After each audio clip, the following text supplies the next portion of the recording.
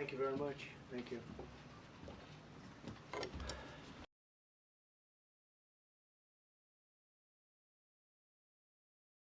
Last week, long before the crash, I signed an executive order restoring our highest standards for air traffic controllers and other important jobs throughout the country. So it was very interesting.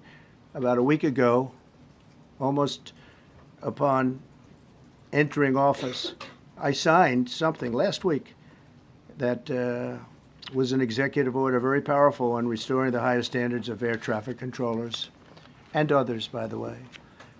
Then my administration will set the highest possible bar for aviation safety. We have to have our smartest people. It doesn't matter what they look like, how they speak, who they are. It matters intellect, talent, the word talent. They have to be talented, naturally talented geniuses. You can't have regular people doing that job. They won't be able to do it.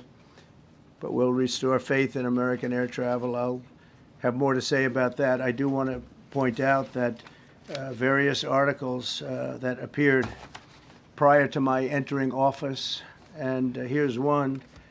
The FAA's diversity push includes focus on hiring people with severe intellectual and psychiatric disabilities.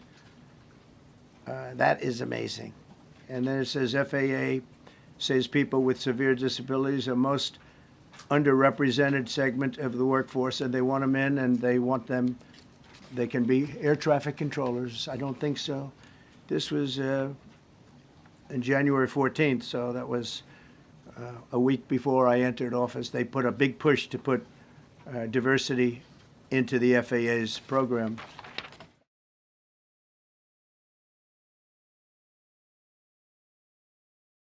I'm trying to figure out how you can come to the conclusion right now that diversity had something to do with this crash. Because I have common sense, okay?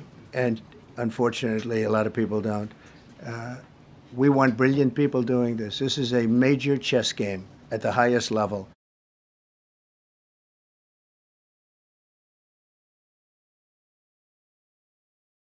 We do not know what led to this crash, but we have some very strong opinions and ideas, and I think we'll probably state those opinions now.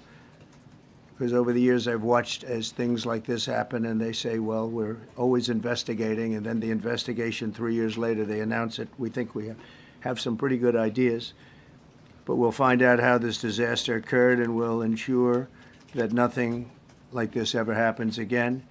The FAA and the NTSB and the U.S. military will be carrying out a systematic and comprehensive investigation. Our new Secretary of Transportation, Sean Duffy, his second day on the job when that happened. It's a rough one. We'll be working tirelessly. He's a great gentleman. The whole group these are great people, and they are working tirelessly to figure out exactly what happened. We will state certain opinions, however. I'm also immediately appointing an acting commissioner to the FAA, Christopher Rocheleau, a 22-year veteran of the agency, highly respected. Christopher, thank you very much. Appreciate it. We must have only the highest standards for those who work in our aviation system. I changed the Obama standards from very mediocre at best to extraordinary. You remember that. Only the highest aptitude, they have to be the highest intellect and psychologically superior people were allowed to qualify for air traffic controllers.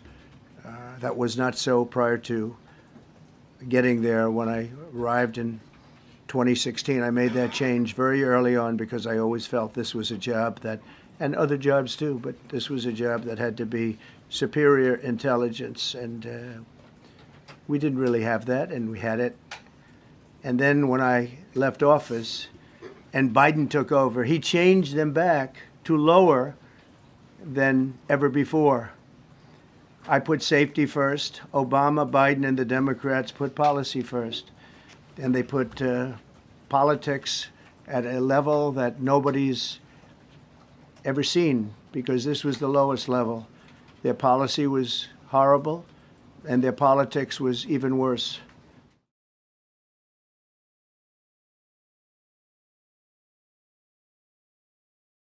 The FAA which is overseen by Secretary Pete Buttigieg.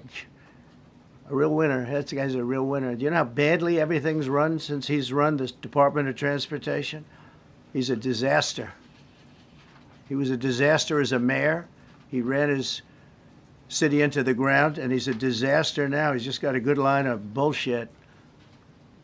The Department of Transportation, his government agency charged with regulating civil aviation. Well, he runs it, 45,000 people, and he's run it right into the ground with his diversity.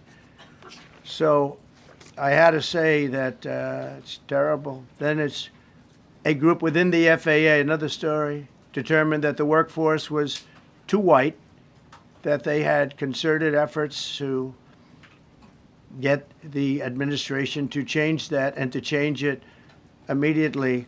This was in the Obama administration just prior to my getting there. And we took care of African Americans, Hispanic Americans. We took care of everybody at levels that nobody's ever seen before. It's one of the reasons I won. But they actually came out with a directive, too white. And we want the people that are competent.